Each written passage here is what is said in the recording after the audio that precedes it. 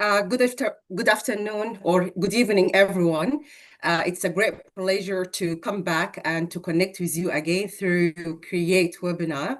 And today we do have a very special topic, which is a very crucial for conducting research, clinical research or basic research.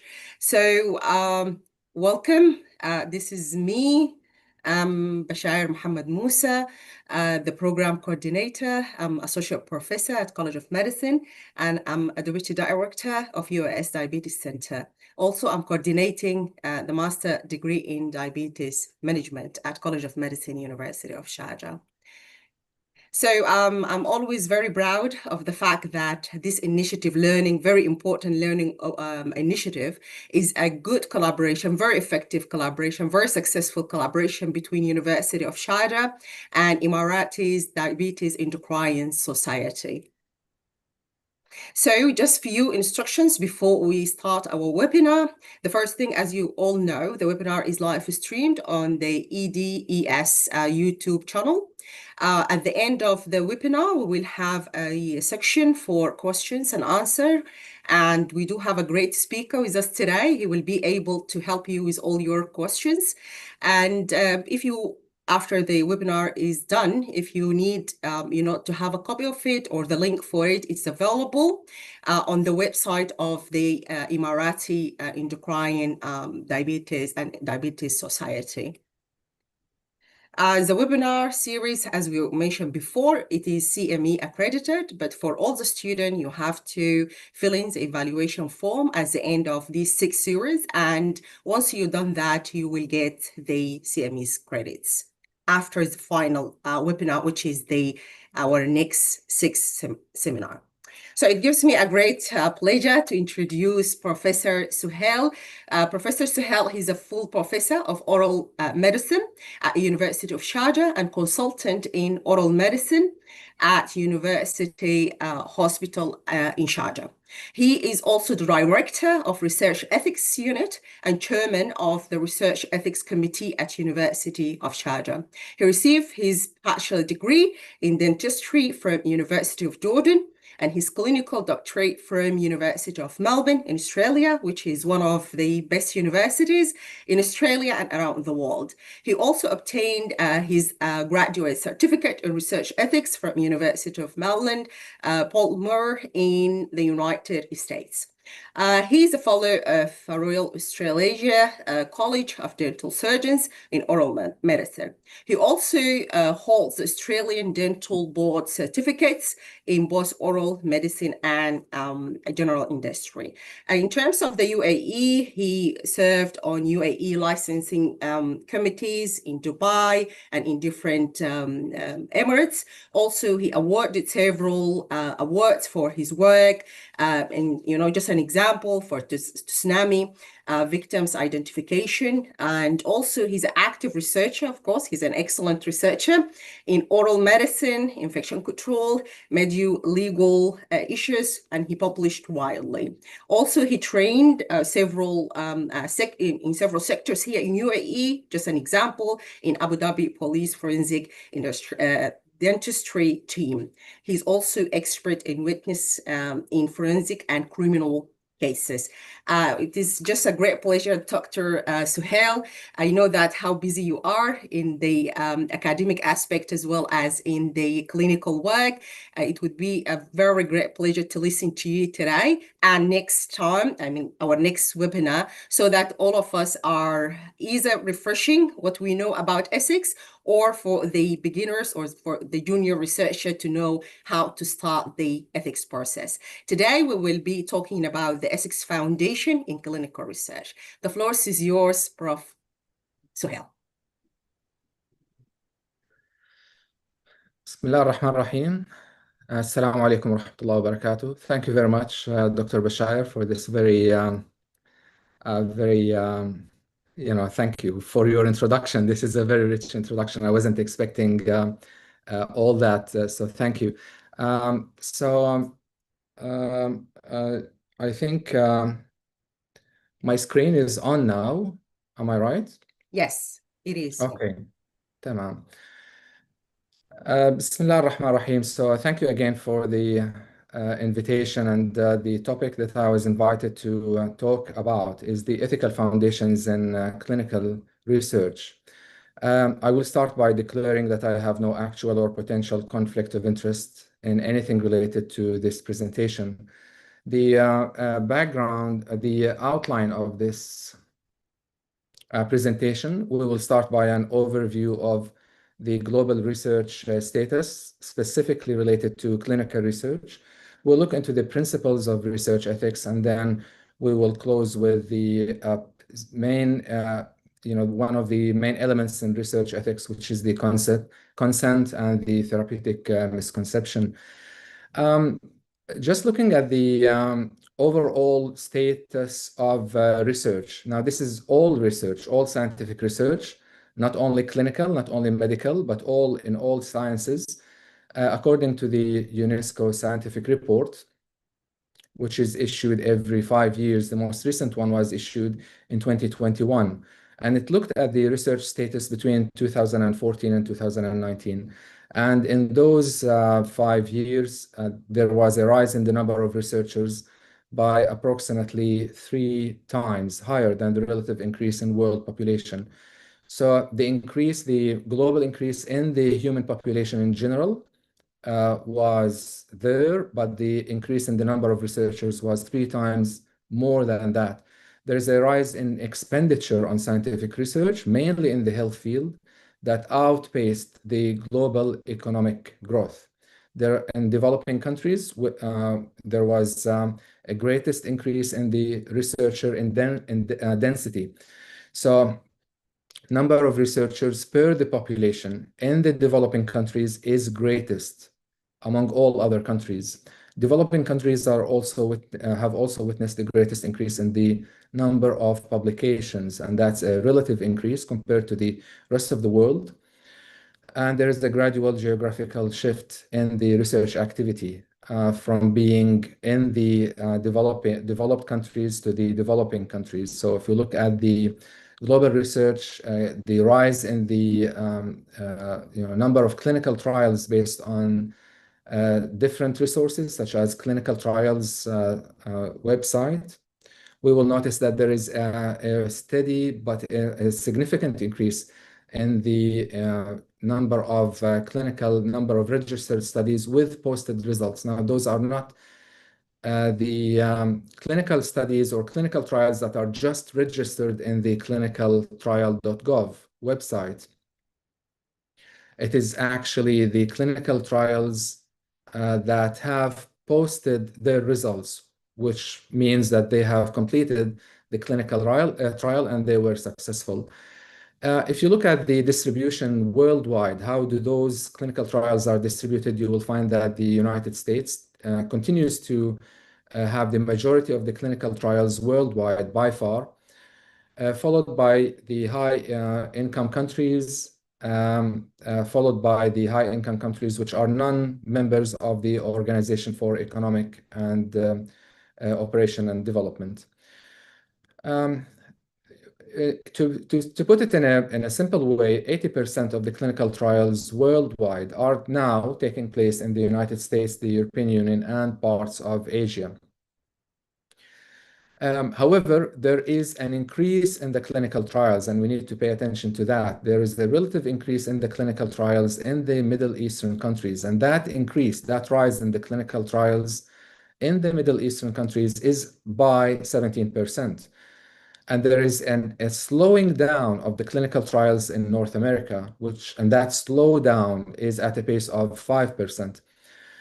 Now, despite the fact that the 80% of clinical trials continue to be in the developed countries, what we are witnessing and what we can predict for the future is that there is a geographical shift. The clinical trials are increasing at a fast pace in the Middle Eastern countries by comparison to the currently developed countries.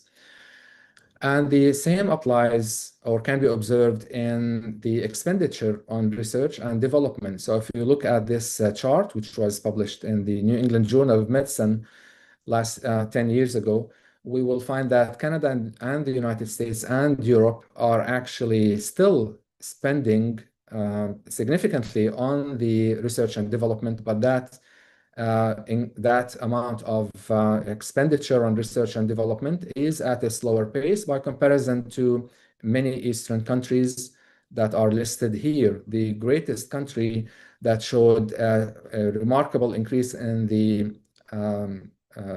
rate of expenditure on biomedical research and development is, as you can see, China. In the United Arab Emirates, according to the World Bank and to sources in Wikipedia, the amount of expenditure from the gross domestic product is 0.87%.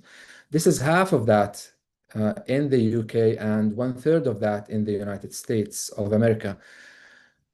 Looking at this worldwide, at the world map, we find that the United Arab Emirates, when it comes to expenditure on research and development, is ranked 27th worldwide, which again, if you look at the developed countries in Europe, North America, and in Asia, the United Arab Emirates appears to be in a very advanced position when it comes to the expenditure on research and development.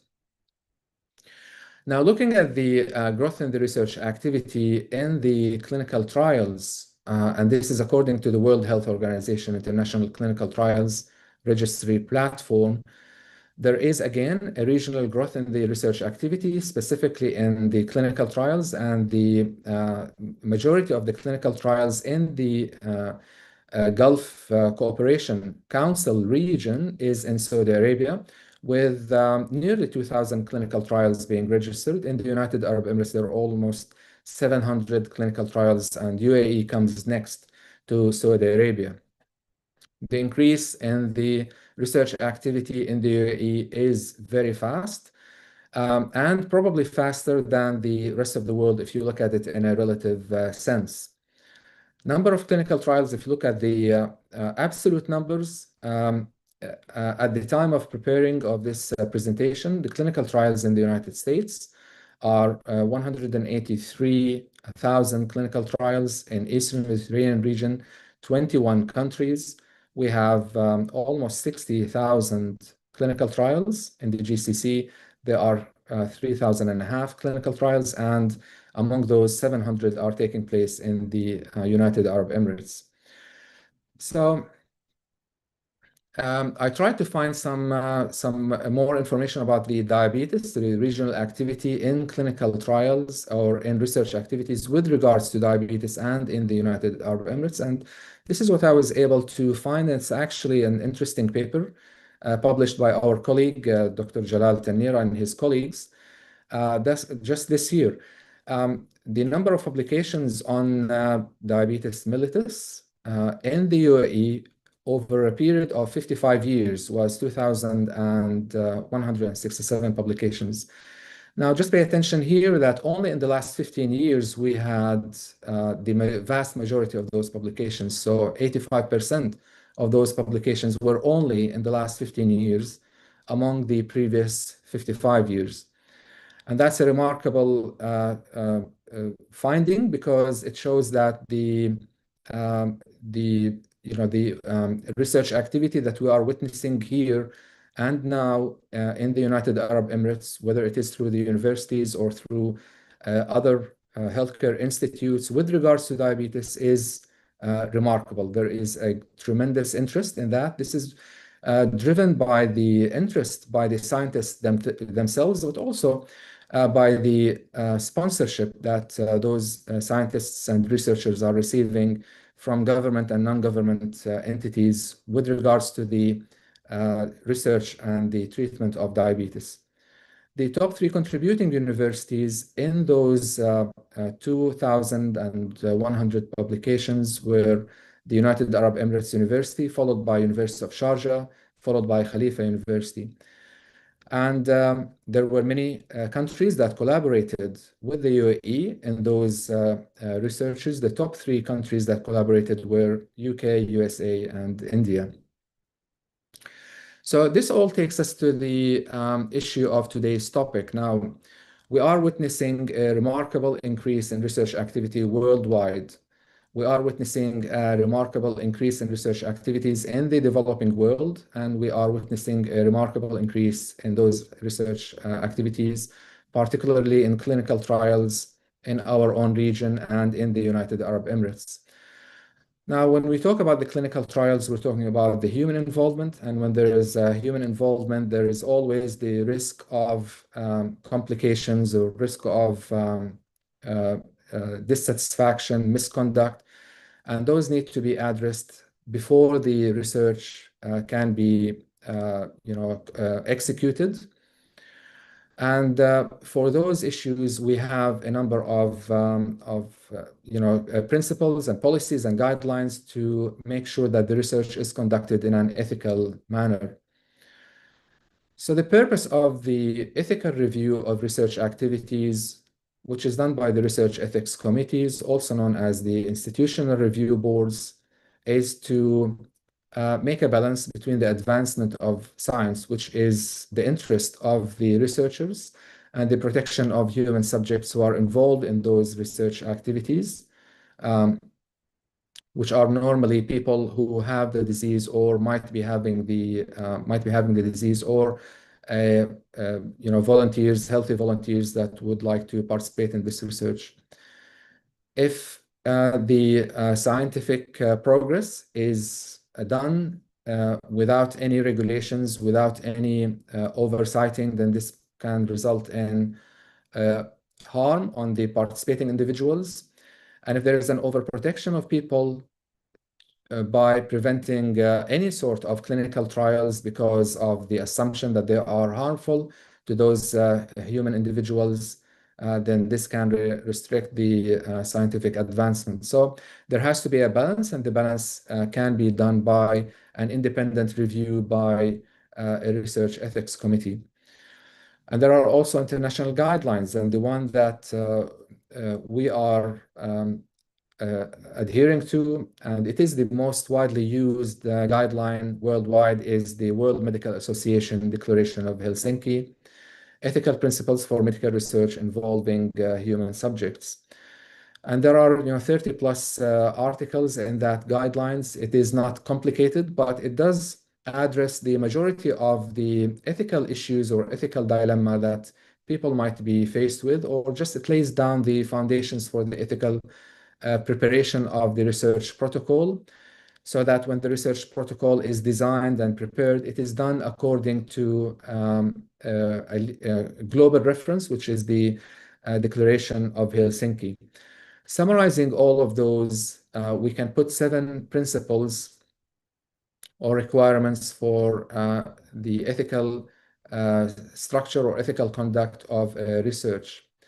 So the first one is the social value. The first question for the researchers is, what sort of value will this add to our current knowledge? And this is a very valid and legitimate question that we always teach our students, and all researchers will need to write strong statements and strong justifications for the funding organizations or for the research ethics committee in order to justify why this research is important and will have a value.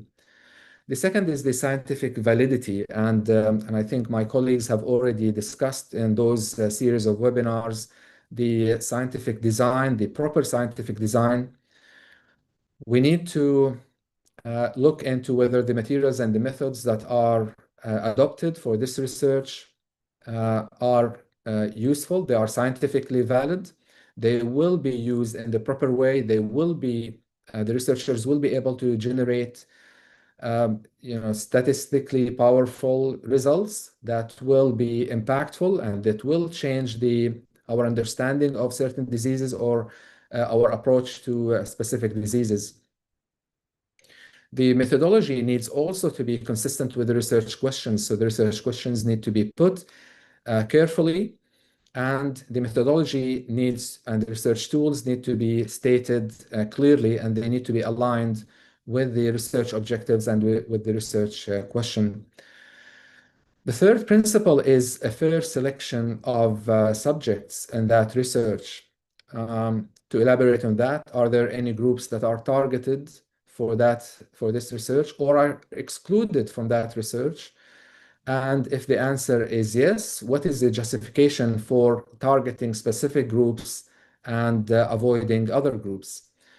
Of course, the researchers need to write that in details and to make sure that this is addressed appropriately. We all like to increase the recruitment. We all like to have an accelerated recruitment to finish the research quickly and to publish it as early as possible. But at the same time, the selection of the subjects need to be done in a fair way. There shouldn't be any undue inducement. There can be some incentives in the research that are reasonable incentives, but not unreasonable incentives or inducements. If there are some areas of exploitation or coercion, the Research Ethics Committee are going to highlight those. They will, have their concerns about those and, of course, advise the researcher on those issues. Favorable risk-benefit ratio, the benefit should always be greater than the risk. We cannot really conduct any clinical trial with zero risks. There has to be some form of risks that should be borne by the research participants. Those risks need to be A, acknowledged, and B, minimized as much as possible. And the examples are many. So if the researchers, for example, part of the research involves some radiation exposure, then the Research Ethics Committee asks that this risk be minimized as much as possible. For example, selecting low radiation tools or selecting the least possible radiation, selecting some lead barrier, lead apron that will protect the vital organs in those research subjects that are participating in this research. This is just an example, but of course the risks are many. So the Research Ethics Committee will be looking at the risks and will also be looking at your own methods and description of the measures that you have taken to minimize those risks. Independent review is the work of the Research Ethics Committee. Of course, if the individuals who are participating in that committee are independent from the research activity and have no conflict of interest, then this is the fifth principle in the ethical requirements. The informed consent, which we will address in a few moments in more details, and the respect for the enrolled subjects to try to avoid vulnerable populations as much as possible. But if the research is specifically designed for the vulnerable populations, those need to have some protective measures as much as possible. Confidentiality and privacy should always be protected in the research activities. So let's talk more details about the informed consent and a little bit of historical background. This is what I noticed, from while I was preparing for this presentation, I looked into the historical background for the consent. When did it start to be emphasized upon historically? And what I was able to find is that in 1538, approximately 5 centuries ago, the first evidence of a written consent is there, and it is there in Turkey. It was written down in Turkey. And although it is not related to research, but it is related to a surgical procedure in which a father, gave the consent on behalf of his son to perform a surgical procedure to remove stones from the inguinum.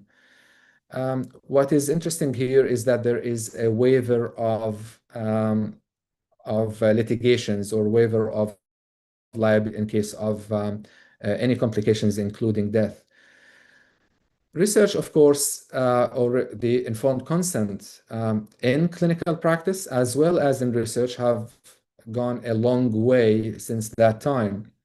And now it is a very comprehensive process and very well thought of process. But despite that, we still have situations like this. This was a piece of news that was done. It's a simple trial that a telecommunication company did in London subway, and it's an interesting interesting experiment, and they wanted to find out how many people actually read the terms and conditions when they sign up for a free Wi-Fi. And what they found is people don't read.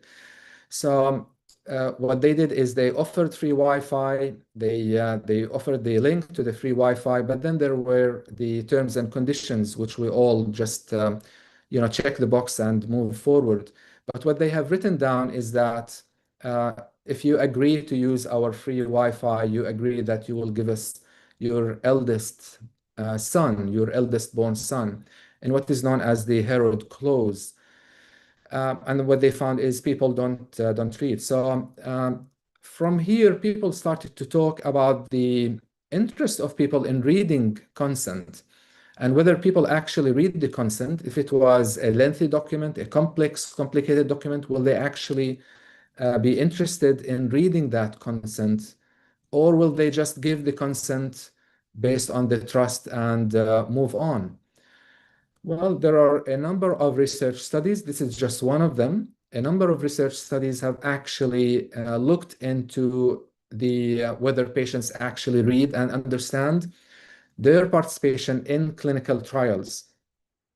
In this qualitative study, they looked at the perspective of nurses who were clinical research nurses who were involved in recruiting patients and in getting the consent. And what they have reported in that qualitative study is there are situations in rush decision-making process. Uh, Research subjects who are participating in those clinical trials, they rush. There is an overloading of information in the participant information sheet or in the consent. There is a physician's influence. There is disagreement with family members within the family members. Unrealistic hope of therapeutic benefits, perceived insufficiency of knowledge, and so on.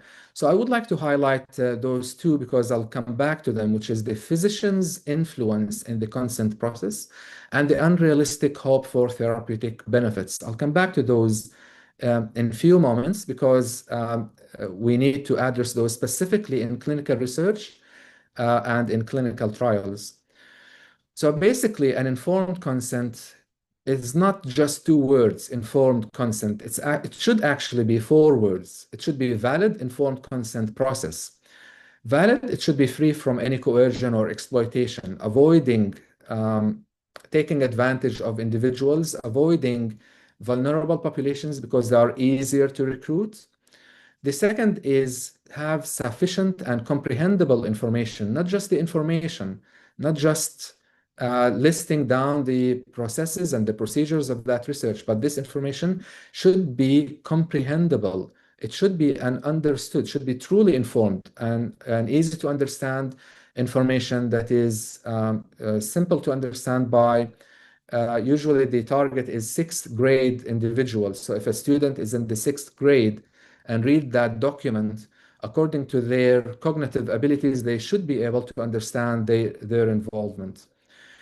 And finally, it should be a process, not an event, especially in clinical trials. So in clinical trials, because there are many steps in the clinical trial, if we just put it as an event, we get the consent and then we move forward, then this can create problems because at one point, the research subject might be,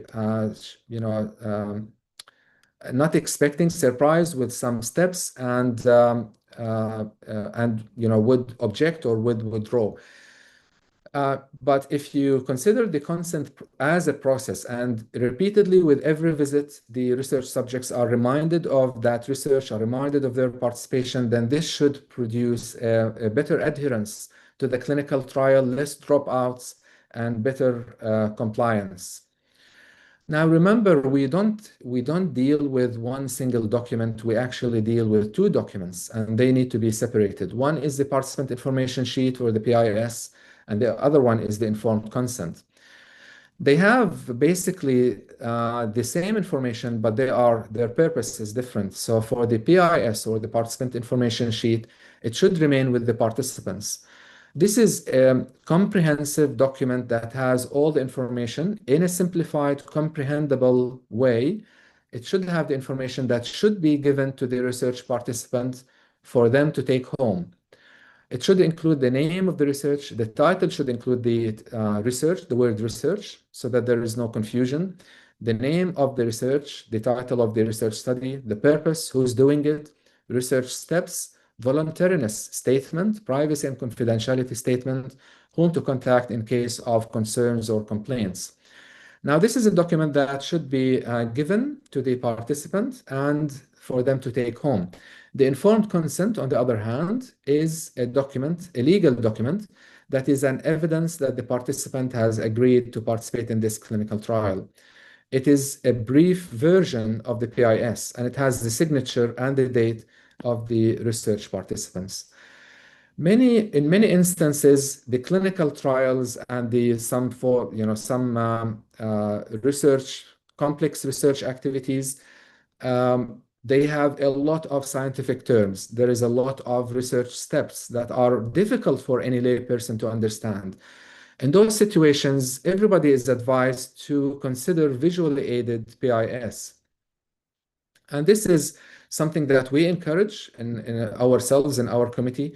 We also see many resources that also encourage those types of actions, because in many instances our research subjects are not as educated as we are or as we expect. They are not as intellectual. Some of them are even illiterate. Some of them have language barriers and they don't understand English or Arabic language. So in those situations, the researchers are advised to innovate methods to simplify the language, or to put some diagrams or some sketches or some pictures or some drawings related to the research steps to make it easy for the individual to understand their involvement appropriately. It's difficult for a lot of people to understand what is randomization and to understand the concept of randomization, the method of randomization, and the concept or the purpose of randomization. Why would the doctor, suddenly select me to receive the placebo drug, which is either the old drug or the typical placebo? Those types of charts can actually help those individuals understand that this randomization is done in this method and will actually help establish accurate and reliable results. Now, coming back to this table that I showed you a few moments ago, which has the perspectives of clinical research nurses. And I said that there's going to be some further attention on the physician's influence and the unrealistic hope for therapeutic benefits. Actually, this is a phenomenon that was reported for the first time approximately 20 years ago. And that phenomenon is called the therapeutic misconception. I'm not sure about the Arabic interpretation. This is my own Arabic translation. Maybe it is wrong, but therapeutic misconception is when the research subjects are misconceiving research participation as treatment. And this is very important in clinical research and in clinical trials specifically. So let's imagine this sort of example. So here we have an investigator with a white coat, clearly a healthcare provider or a doctor, could be a nurse, could be a dentist, could be a healthcare provider, any type of healthcare provider. And then we have the research subject, who is a lay person. So here we have the doctor telling the patient, we are testing a new medicine for poorly controlled diabetes mellitus, and you fit our selection criteria. Here are the risks and the benefits of the new medicine. Here is the participant information sheet and the consent for you to read and to sign. So the feedback or the answer from the patient or research subject is, sure, doctor, I would participate since the new medicine will help control my diabetes. Of course, for any healthcare provider or any researcher, this is a wrong situation, because nobody said that this new medicine is going to help control your diabetes. We're talking about research and we're talking about a study. However, what is found repeatedly in the literature is that therapeutic misconception, which is exactly this scenario, is prevalent and is repeated in many clinical studies and in many countries in the world.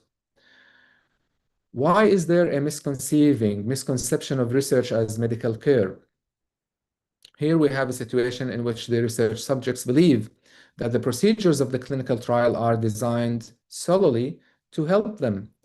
There are mistakes and there are issues in the documents that we present to our research subjects, making them think that they are patients and making them think that we are doctors.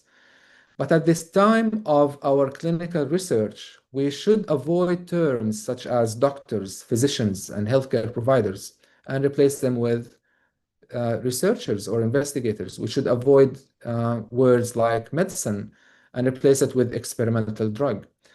Perhaps one of the striking examples of this misconception, which was a serious misconduct in research, one of the biggest misconducts in research in history, is the Tuskegee syphilis study, which occurred in the United States over a long period of time, several decades. The invitation for the Tuskegee syphilis study is shown here in front of you, and because of the hazy, image, I wrote it down. There, it is addressed to colored people. I'm sorry about the missing L. Colored people, which are the African Americans. Do you have bad blood, which is syphilis? Free blood tests, free treatment. Those are striking examples of therapeutic misconception by healthcare department, by government. Nobody said anything about research. Nobody said anything about experimentation. Nobody said anything about prospective observation of the progression of syphilis as a long-term longitudinal study. So when it comes to randomized clinical trials, inherently promotes therapeutic misconception. How so? Because randomized clinical trials are conducted by clinicians who are recruiting their own patients.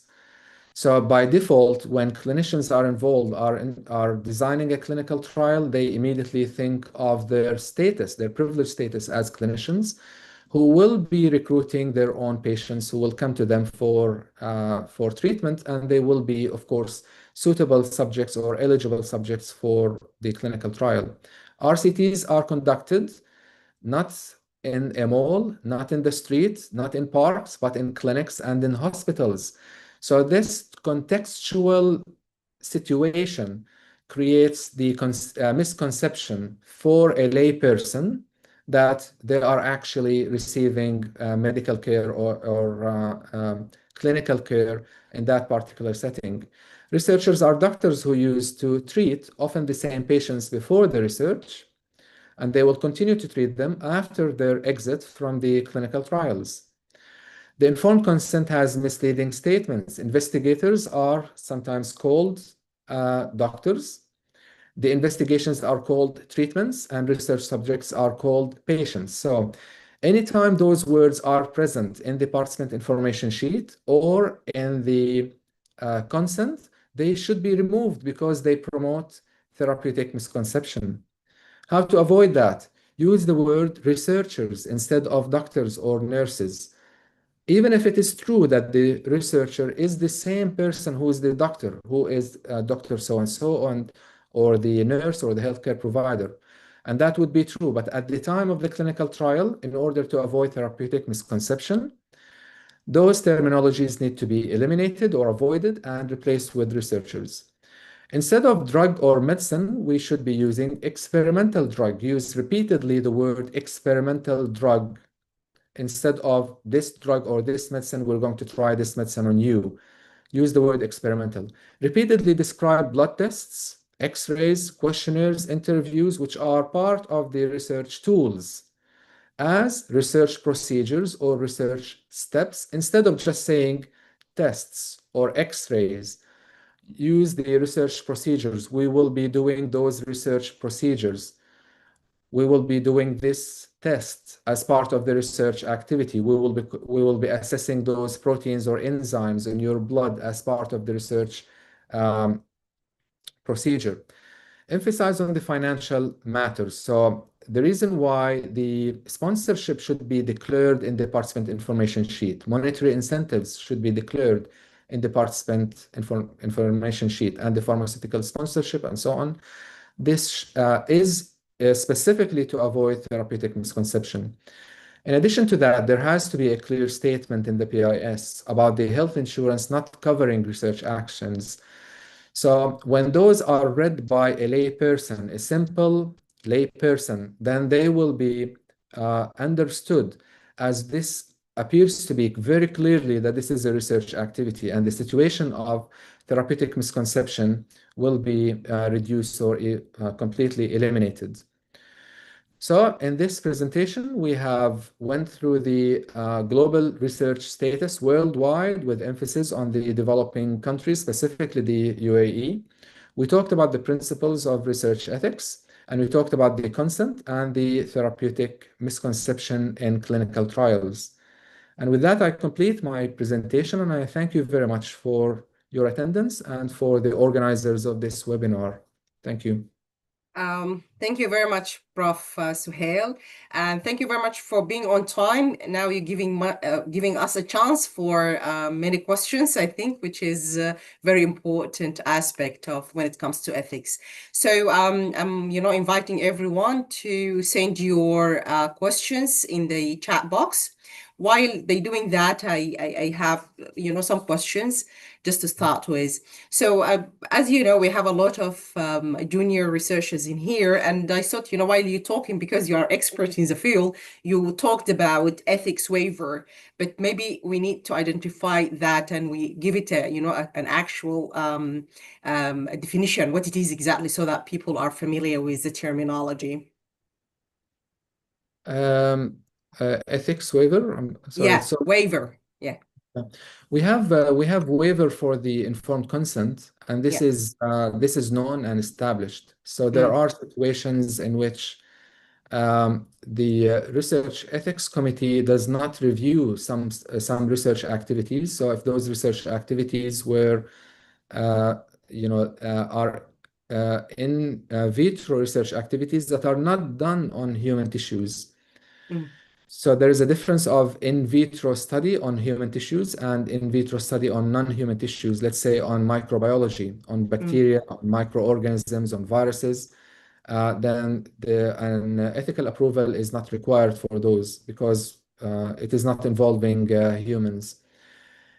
We have the we have situations in which the research is done on human tissues or human data, specifically privileged human data. Those are confidential, considered to be confidential, such as medical information, blood test results, etc. Those will require an ethical approval.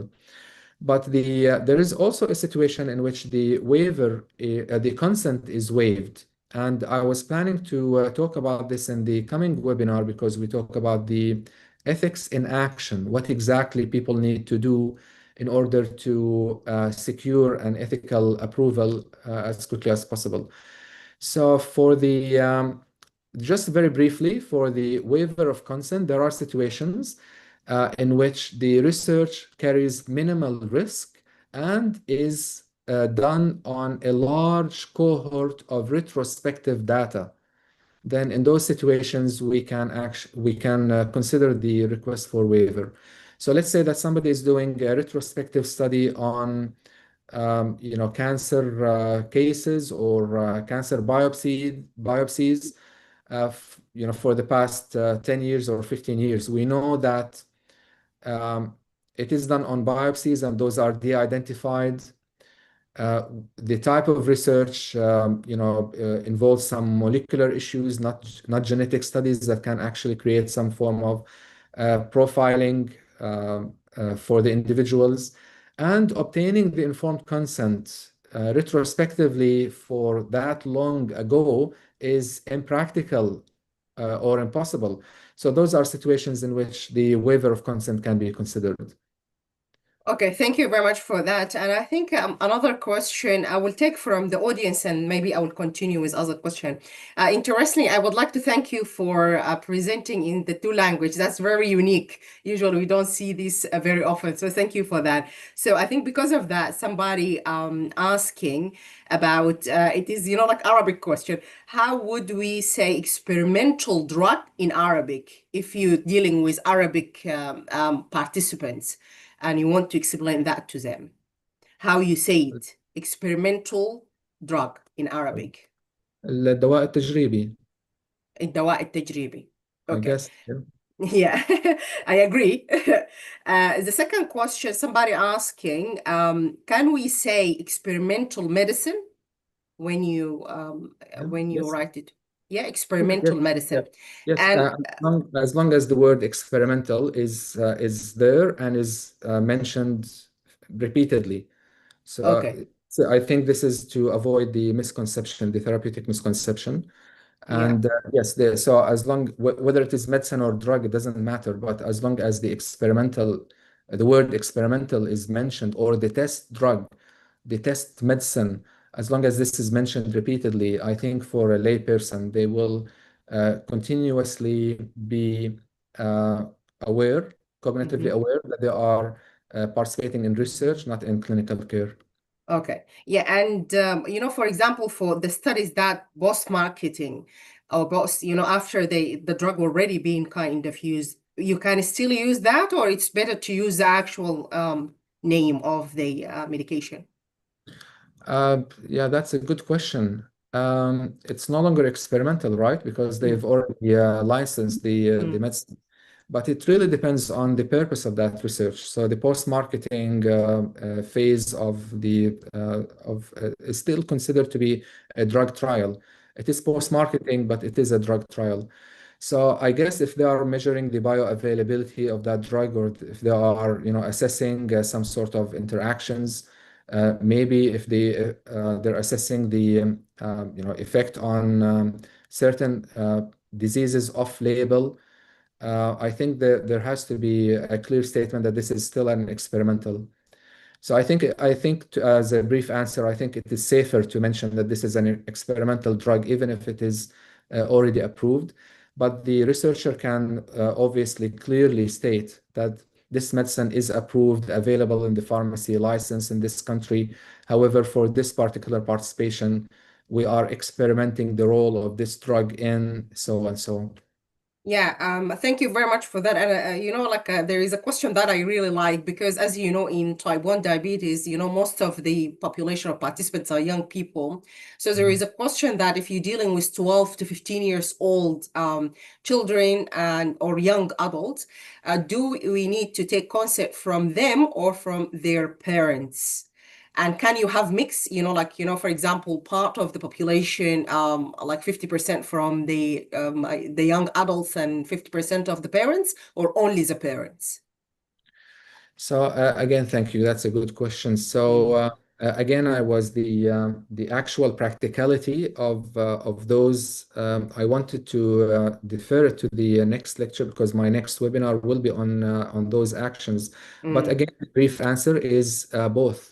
So here we have a situation in which the parents need to give the consent because on behalf of their children, because their children are underage, and legally they are under the custody of their parents. So they cannot do any actions, they cannot sign any contract on their own unless the parents are approving that. So the formal informed consent should be signed by the parents, but we have something called implied consent, also known as assent, ASSENT. And the implied consent or the assent is a physical expression of willingness or acceptance.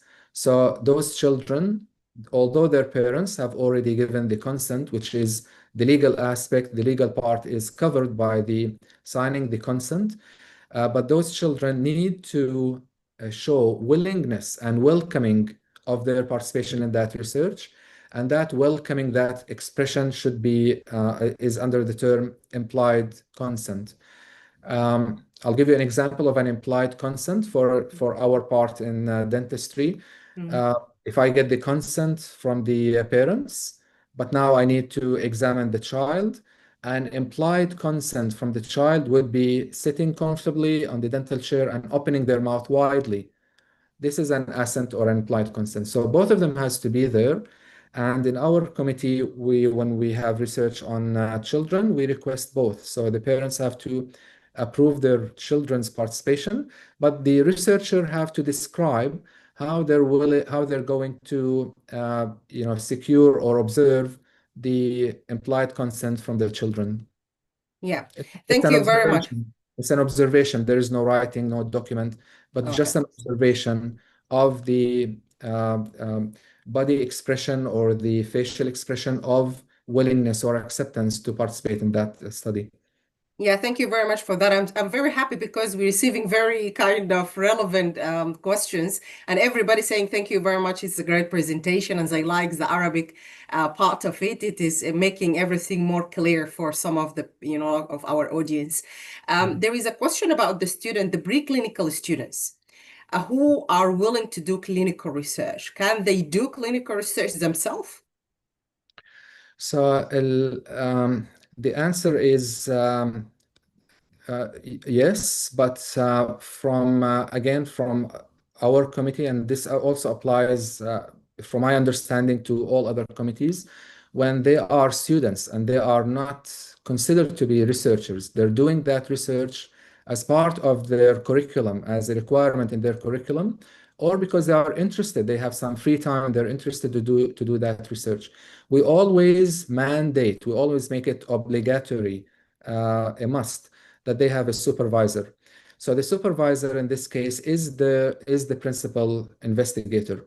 And why is this necessary? Because for students in the preclinical years or even the clinical years who don't have experience in research, who might not follow up this research for until the end, who might not adhere to the ethical standards, they cannot be a research to be done by themselves cannot be accepted. There has to be a principal investigator. So as long as there is a principal investigator who is an established researcher, a faculty member, then this is accepted, no issues. Okay. But the Here. I'm sorry, but the Yes. liability will always be on the principal investigator, of course. Liability, any complaints, any issues that يعني لا سمح الله that arise in the future, the liability will be on the principal investigator because he is in our documents, he is the one conducting that research. Yeah, and there is a question. I think you explained it. Maybe you need just to go through it again. They're asking about, how to make sure that the participants read the consent well and they are aware of all the, like all the requirement from their side. How to make sure as a Yeah. researcher. Yeah. Yes, yeah, thank you. That's a very good question again. So in some instances, in some clinical trials, and this has been done before, um, probably 30 years ago, in a clinical trial, from memory, in a clinical trial related to HIV drug or HIV vaccine, in which the research ethics committee made it. It was an ethical dilemma, but it was approved eventually. But they requested that the research subjects, uh, after they are given an information session with the participant information sheet, they come back the next day or after some time and they do an exam, they do a quiz. And that exam contains questions related to their participation in that clinical trial. And those who pass the exam will be recruited. This was one of the conditions. So how do we guarantee? I think, like I said in one of my slides, you need to think about the consent as a process, not an event. If you do it as an event, you explain the situation, you get the signature, and then the process is done, the event is done, but that's not right. In a clinical study, you need to give the participant information, preferably let the patient go home, come back after a few days, discuss with family members, discuss maybe with colleagues who are in the medical field, and come back with a firm decision. And then with every major research step, just give a quick overview. So now we are at this stage. We still have three more stages. We finished stage one. Now we're going to stage two. And this stage we'll do one, two, and three. This sort of exchange of information, quick dialogue between the researcher and the research subject is very helpful because it will mean that the consent is renewed and there is a continuously reassurance that they have understood their participation. If you allow me, Dr. Bashar, just to highlight, Sure. there was a study in which they wanted to find out whether this sort of preparation of renewing the consent or considering the consent as a process and eliminating the words, reframing the scientific terms by avoiding all those terms that have the therapeutic misconception, whether they actually affect the compliance of the research subjects and their adherence throughout the entire clinical trial. And they found that it doesn't.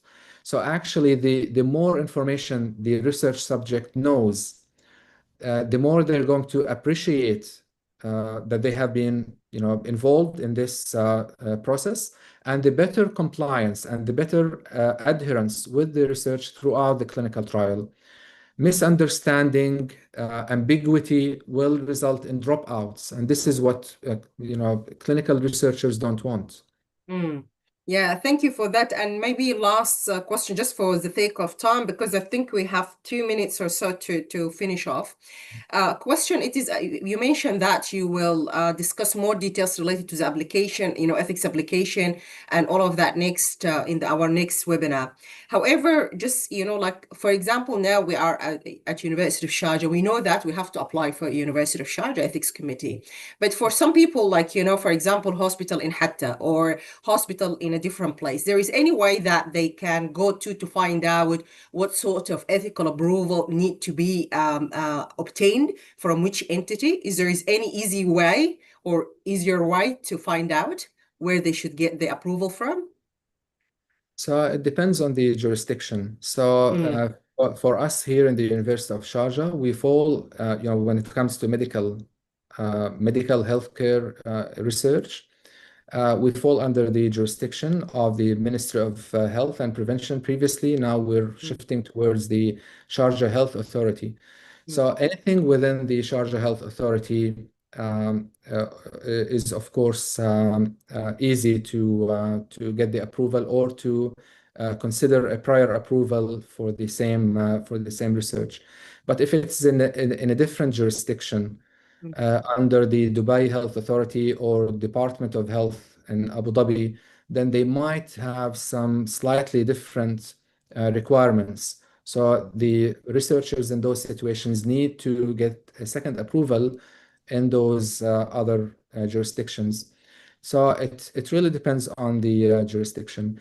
In mm, general, the principles of research ethics are standard worldwide. So it is unlikely that one committee is going to have conservation on or reject some research activity while another one approves it.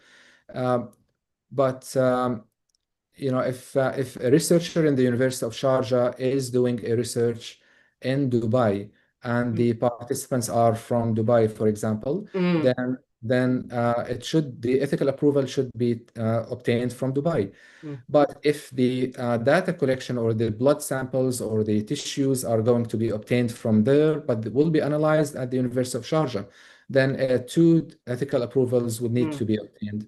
But for the one in the University of Sharjah, it will not be the recruitment of participants.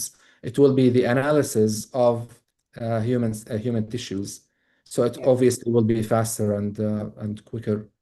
Yes, although I promised that was the last question, but there is one, there is more question coming, but we are not taking any further, except for one, because it's very interesting question.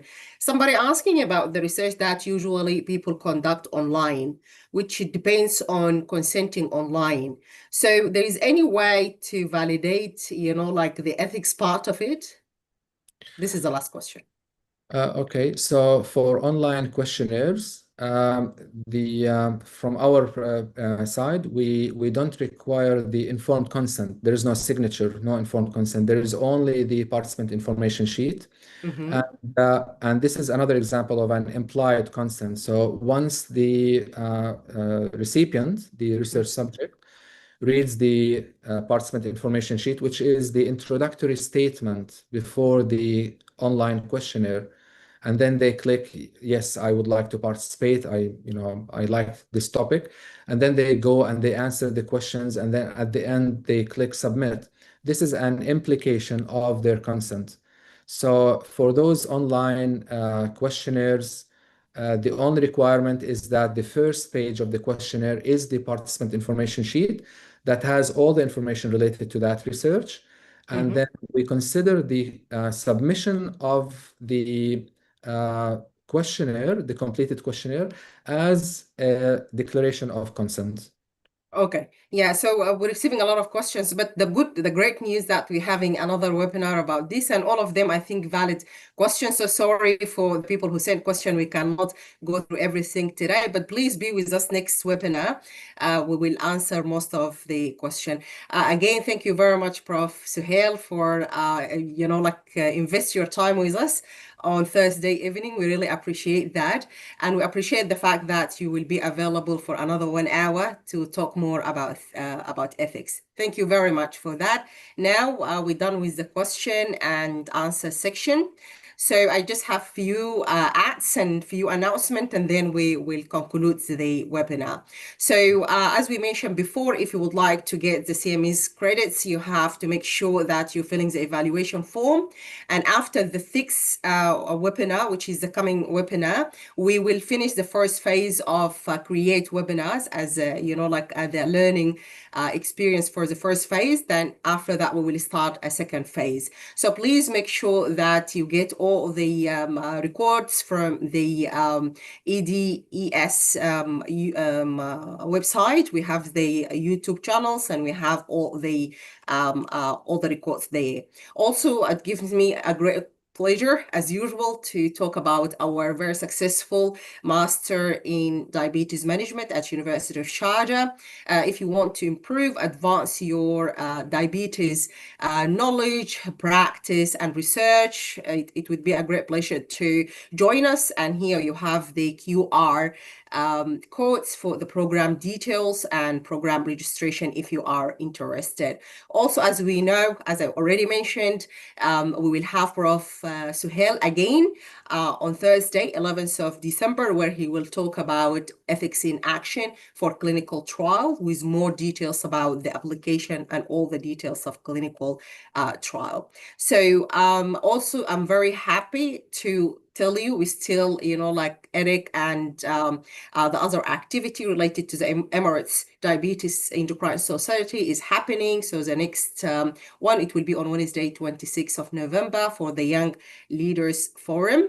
And of course, the ADA is still, continuing. And if you are interested in registration, please use this QR, scan this QR to get to the registration. At the end, our very amazing, very special kind of meetings that we have it every year, which is the EDIC, or the Emirates Diabetes and Endocrine Congress, that will be happening on the 6th and 8th of February, where we can discuss all the aspects related to research, management, prevention of diabetes. At the end, I would like to say thank you again, Prof. Suhail. We can't wait for the next session. And thank you, everybody, for investing your time with us today on Thursday evening. Thank you very much, everyone, and have a great weekend. Thank you. Thank you. Yeah. Assalamu alaikum. Assalam.